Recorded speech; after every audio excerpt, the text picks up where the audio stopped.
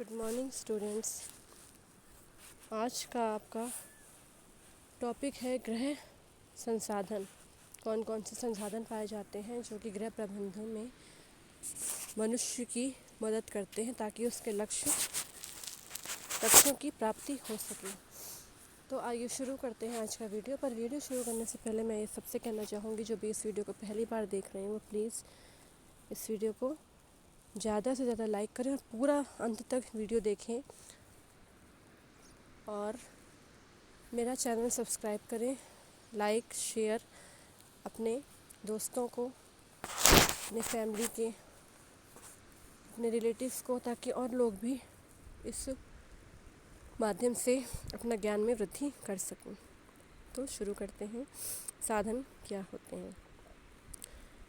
साधनों की आवश्यकता सिर्फ गृह प्रबंधन में ही पड़ती है। जब हमें अपने लक्ष्यों की प्राप्ति करनी होती है तभी इन साधनों की आवश्यकता होती है।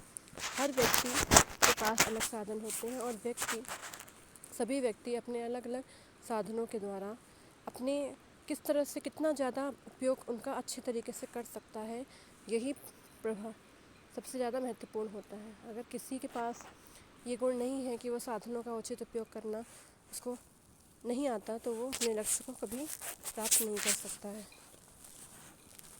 तो आइए जानते हैं साधन कितने प्रकार के होते हैं। मुख्यतः दो प्रकार के संसाधन पाए जाते हैं, मानवीय साधन और भौतिक साधन। तो आज हम बात करेंगे मानवीय साधनों के बारे में। मानवीय साधन क्या होते हैं, किसे कहते हैं? मानवीय साधन वो साधन कहते हैं जो मनुष्य के अंदर जो भी गुण होते हैं, उसकी अलग अलग क्षमताएँ, उसकी विशिष्टताएँ होती हैं, उन्हीं को मानवीय साधन कहते हैं, जिनके उचित प्रयोग से व्यक्ति अपना गृह प्रबंधन उचित प्रकार से करता है। मानवीय साधन 7 प्रकार के होते हैं। सबसे पहला होता है योग्यता, ज्ञान, रुचि, कौशल, मनोवृत्ति और समय।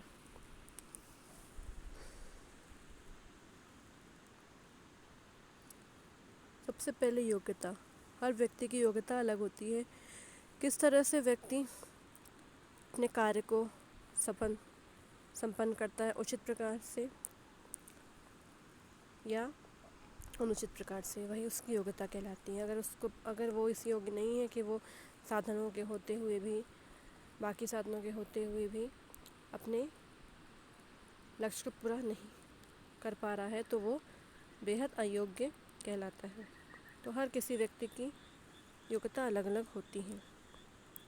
योग्य व्यक्ति ही किसी भी कार्य को, किसी भी लक्ष्य को आराम से पूरा कर सकता है। फिर नेक्स्ट है रुचि। अब हर व्यक्ति की रुचि अलग कार्य में होती है। कोई पढ़ना लिखना पसंद करता है, कोई खाना पकाना पसंद करता है, कोई साफ सफाई करना पसंद करता है और किसी को ध्यान या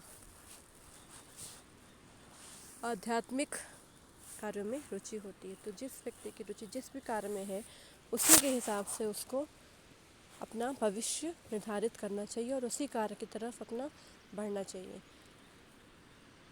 यदि किसी व्यक्ति की रुचि पढ़ने लिखने में है और उसे और भी काम करने पड़ते हैं तो वो कुछ देर तक तो कर सकता है, लेकिन बाकी टाइम वो उसे नीरसता, उबाऊपन होने लगता है और वो कार्य को नहीं कर पाता है। जो भी कार्य अरुचिकर लगता है किसी व्यक्ति को, उस कार्य में बहुत जल्दी थकान होने लगती है। तो रुचि बेहद ज़रूरी है किसी भी गृह प्रबंधन में किसी कार्य को पूरा करने के लिए। फिर ज्ञान भी 2 प्रकार। ज्ञान भी बहुत आवश्यक है अपने लक्ष्य को पूरा करने के लिए। अगर किसी व्यक्ति को सभी साधनों का, सभी सुविधाओं का बेहतर ज्ञान है तो वह अपने लक्ष्य को, अपने गृह प्रबंधन की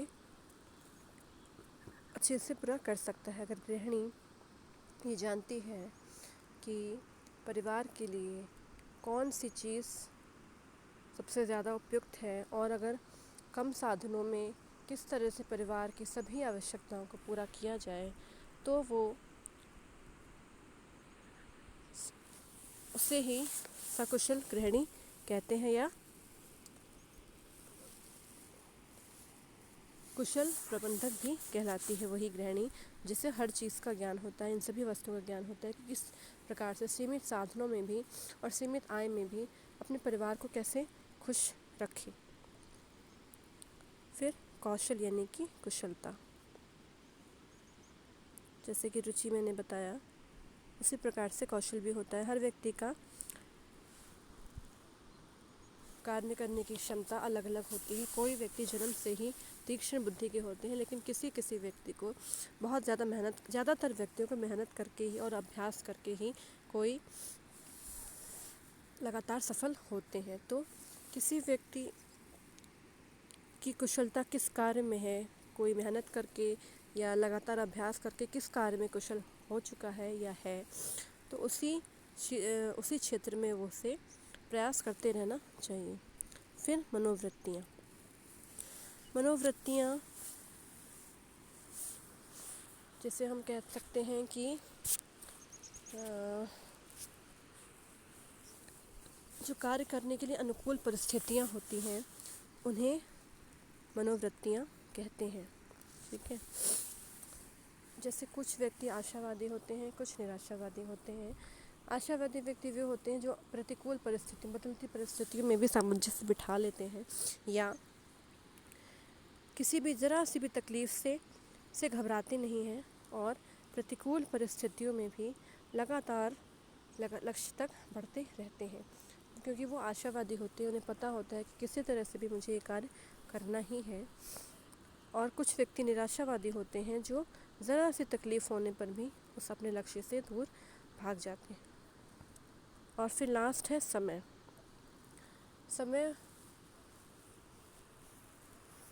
हर व्यक्ति के पास 24 घंटे होते हैं, तो हर परिवार में अलग अलग तरीके के व्यक्ति होते हैं। अब गृहिणी इन 24 घंटों का किस तरह से उपयोग करती है, यही उसका कुशल प्रबंधन दर्शाता है। फिर नेक्स्ट होता है शक्ति यानी कि ऊर्जा। अब हर व्यक्ति के पास अलग अलग तरीके की शक्ति होती है। किसी को शारीरिक शक्ति अधिक होती है, किसी के पास मानसिक शक्ति ज़्यादा होती है। अब शारीरिक शक्ति जो शारीरिक कार्य को करने में लगती है, जैसे कि खाना पकाना, लकड़ी काटना, ये सारे शारीरिक कार्य जितने भी होते हैं उन कार्यों को करने में जो शक्ति यानी कि ऊर्जा लगती है उसे शारीरिक ऊर्जा कहते हैं। हर व्यक्ति की ऊर्जा अलग अलग होती है। अपनी ऊर्जा के हिसाब से कौन सा व्यक्ति किस प्रकार से कुशल प्रबंधन करता है, यही ऊर्जा दर्शाता है। तो ये थे सारे मानवीय साधन। अब नेक्स्ट क्लास में भौतिक साधनों के बारे में बात करेंगे। Thank you.